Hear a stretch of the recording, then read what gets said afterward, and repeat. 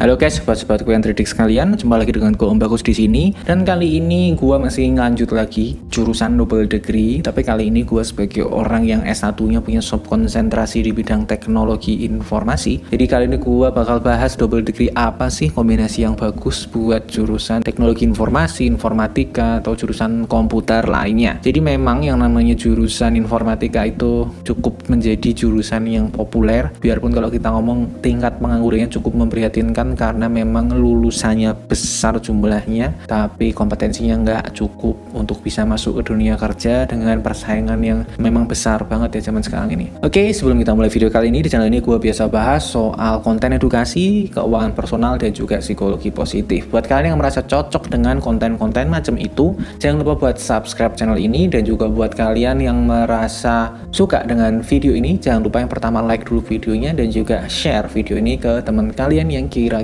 membutuhkan video ini. Oke, jurusan informatika udah gue jelasin sebelumnya, jurusan yang diperluin banget, punya subkonsentrasi misalnya cyber security, computer network, sampai software engineering atau programming. Nah, di sini nanti setiap kebutuhan itu akan gue sebutkan. Jadi nggak semua jurusan ini bagus kalau kamu bisa coding atau bagus kalau kamu bisa computer networking. Nanti akan gue sebutkan satu persatu kebutuhan keahliannya. Dan di sini kalau teman-teman mau double degree jurusan informatika, kira-kira cocok dengan jurusan apa? Oke, dari yang pertama itu ada jurusan finance dan juga informatika. Jadi ini butuhnya adalah ilmu coding atau software engineeringnya ya. Jadi buat teman-teman yang algoritmanya bagus itu bisa menggabungkan finance dan juga informatika supaya teman-teman bisa mempelajari quantitative finance yang dalam hal ini akan juga sangat terkait sama matematika, statistika, khususnya data science ya. Tapi ini khususnya itu lebih ke arah codingnya karena di sini teman-teman akan membuat algoritma, katakanlah algoritma trading untuk trading saham dengan menggunakan artificial intelligence. Itu kalau teman-teman nggak paham finance nggak mungkin bisa. Di sisi lain kalau teman-teman paham finance stock itu nggak bakal bisa. Jadi jalur ini katakanlah teman-teman S1-nya itu komputer, bisa software engineering, lalu S2-nya ingin ngambil finance itu bisa ya. Jadi karena memang finance ini bukan industri yang terlindungi oleh profesi, jadi mau S2 yang lebih singkat juga nggak apa-apa. Tapi intinya di sini menjadi kombinasi yang bagus kalau teman-teman paham finance dan juga paham masalah coding ini. Terus yang kedua itu ada akuntansi dan juga komputer informatika ya. Jadi yang namanya accounting ini memang sudah ada banget jurusan gabungan antara akuntansi dan juga komputer. Itu ada namanya jurusan komputerisasi akuntansi yang emang tingkatnya itu setingkat diploma. Tapi kalau teman-teman ingin memahami lebih lanjut dalam tingkat sarjana atau istilahnya teman-teman itu adalah seorang akuntan yang ingin memahami teknologi, memahami komputer, itu bisa banget. Dan dalam hal ini nggak harus wajib di bidang coding, teman-teman bisa ngambil di bidang cyber security karena khususnya orang accounting atau auditor sistem informasi itu harus memahami dua ilmu, auditing dan juga komputer. Dan ini ketika digabungkan ya menjadilah teman-teman seorang akuntan teknologi yang paham secara teknis dan juga paham secara keuangan, accounting dan juga sistem manajemen auditing. Jadi ini kombinasi yang cukup baik apalagi zaman sekarang ya, dimana vulnerabilitas sistem itu sangat kuat ya, karena sekarang password aja kan harus huruf besar, huruf kecil, terus tanda baca, angka, karena memang penetrasi cybernya cukup kuat. Dan disinilah fungsi para auditor sistem informasi yang paham teknis, yang memang secara populasi emang nggak banyak ya. Selanjutnya adalah matematika dan juga informatika. Jadi matematika dan informatika ini ada namanya matematika komputasi. Tapi kalau teman-teman matematika komputasi itu sifatnya komputasi yang sangat dasar. Jadi kalau teman-teman memahami software engineering dengan berkuliah di bidang komputer informatika, tapi background teman-teman di matematika itu sangat kuat, teman-teman itu bisa banget masuk ke yang namanya artificial intelligence atau machine learning, dimana di sini rumus matematikanya itu nauzubillahi min dzalik ya. Tapi kalau teman-teman orang matematika itu akan sangat mudah karena sebenarnya ya sifatnya paling ya kalkulus dasar saja. Matematika yang sifatnya terapan biarpun sulit dipahami orang lain, sulit dipahami oleh orang komputer, tapi akan sangat mudah dipahami oleh orang matematika. Dan di sisi lain orang matematika yang seperti itu kalau bisa komputer itu ya sangat membantu banget. Jadi nggak hanya matematika komputasi tapi juga bisa sampai ke arah machine learning, artificial intelligence ya. Tapi memang masih kalah dengan jurusan selanjutnya yaitu jurusan statistik statistika dan juga informatika, di mana jurusan statistika dan informatika ini kalau dikombinasikan itu menjadi ilmu pembangun buat data science, di mana data science ini merupakan profesi yang paling hot atau paling seksi di abad ini, karena memang zaman sekarang data adalah minyak zaman now ya. Tanpa data, perusahaan-perusahaan besar itu tidak akan bisa sebesar sekarang. Mirip dengan minyak memang, dan memang diperebutkan juga data ini. Dan siapa yang bisa memahami data itu dengan baik, ya tentu saja para data scientist ini, dimana data scientist itu memang background ilmunya akan sangat berkaitan dengan teknologi informasi, khususnya coding, dan ilmu statistikanya juga harus kuat banget ya. Tentu saja ada matematikanya yang besar biarpun tidak sebesar artificial intelligence, tapi kalau kita mau masalah keprofesian emang lebih menarik jurusan data science tentu saja ya, statistika plus informatika ini, karena ya memang kebutuhannya besar di negara manapun. Di Indonesia juga besar data scientist, dan juga gajinya juga besar tentu aja.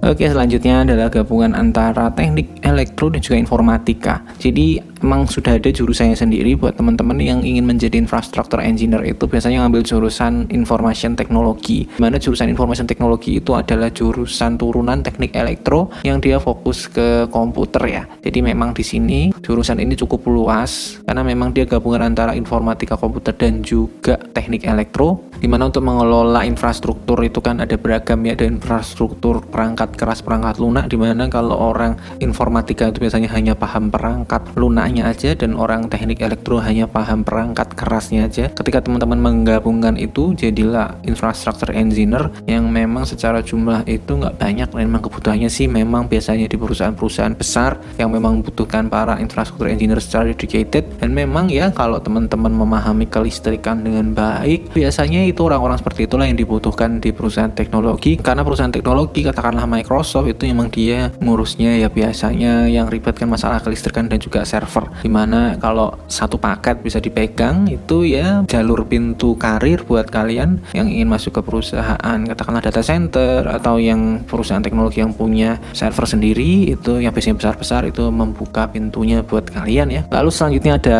gabungan hukum dan juga informatika, dimana hukum sudah gue jelasin sebenarnya di video hukum, karena yang namanya zaman sekarang manusia tidak bisa lepas sama yang namanya teknologi, di mana sistem peradilan atau pengadilan itu kalah ya dengan trial of public opinion, di mana kalau hasil dari penegak hukum belum diujikan dengan sosial media itu belum bisa dibilang benar. Dan itu ya zaman sekarang UITE juga di mana-mana, sehingga kalau teman-teman paham komputer, paham teknologi, dan juga berani sampai mengambil sarjana hukum sambil juga sarjana komputer seperti Dekan Fakultas Hukum Universitas Indonesia Pak Edmond Makarim, yang memang beliau itu memang sangat ahli menjadi akademisi di bidang hukum telematika. Dalam hal ini juga cyber security juga dipahami, itu sangat regulation heavy, sehingga teman-teman juga akan sangat baik kalau memahami pemahaman di dua bidang hukum dan juga informatika ini, dan kalau bisa ya sarjana dan juga sarjana, sehingga keduanya dilindungi keprofesian. Selanjutnya itu gabungan antara informatika dan juga sastra linguistik khususnya ya. Emang sih rada sulit juga ya ditemui di Indonesia, tapi memang ada loh career path untuk orang linguistik yang paham dengan teknologi, itu khususnya untuk natural language processing. Jadi dimana teman-teman yang punya keahlian di bidang coding algoritma itu bisa membuat algoritma berkata-kata atau memahami kata-kata, yang dalam hal ini akan sangat berurusan banget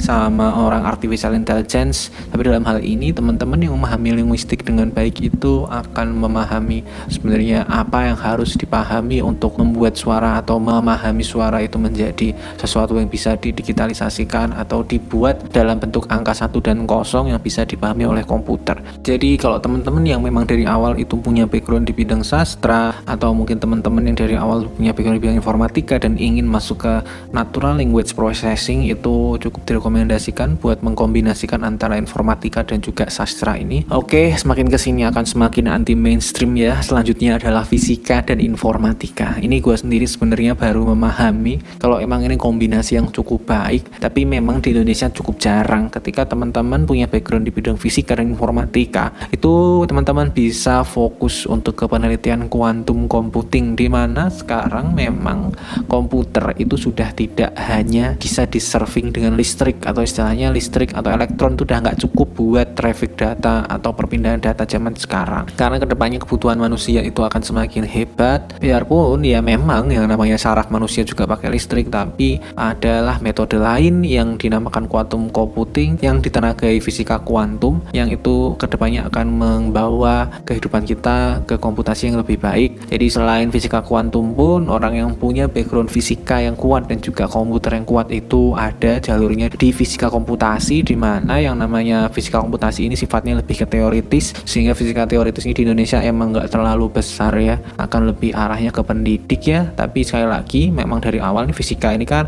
sifatnya lebih ke teoritis ya. Tapi di sisi lain kalau teman-teman lebih berani nekat misalnya ngambil teknologi informasi, di mana teman-teman fisika ini sebenarnya juga bisa lari ke bidang instrumentasi atau digitalisasi pabrik, dan di situ memang juga bisa menjadi jalur karir untuk lulusan informatika plus fisika ini. Oke, selanjutnya adalah jurusan biologi plus informatika. Jadi biologi plus informatika ini juga cukup anti mainstream, tapi ternyata kalau teman-teman yang sudah tidak asing dengan biomedika itu akan mengenal yang dinamakan bioinformatika, di mana teman-teman menyelesaikan masalah biologis, masalah penelitian hayati dengan bantuan teknologi informasi. Jadi ini memang lebih banyaknya tentu saja ke software engineering atau coding, di mana teman-teman ini akan ada banyak permasalahan biologis, termasuk juga masalah-masalah kesehatan yang perlu diselesaikan dengan bantuan teknologi komputer. Dan dalam hal ini teman-teman dengan background biologi, khususnya biologi kesehatan dan juga informatika ini yang lebih teknis, lebih paham masalah pengkodingan, masalah solusi teknologinya, ini kalau digabungkan akan menjadi sangat baik dan bisa fokus di bidang bioinformatika ini yang kedepannya juga akan kepake ya, biarpun sekarang belum banyak di Indonesia, tapi memang perkembangan teknologi khususnya perusahaan-perusahaan health teknologi dan juga alkes semakin maju, orang-orang bioinformatics ini akan semakin kepake ke depannya ya.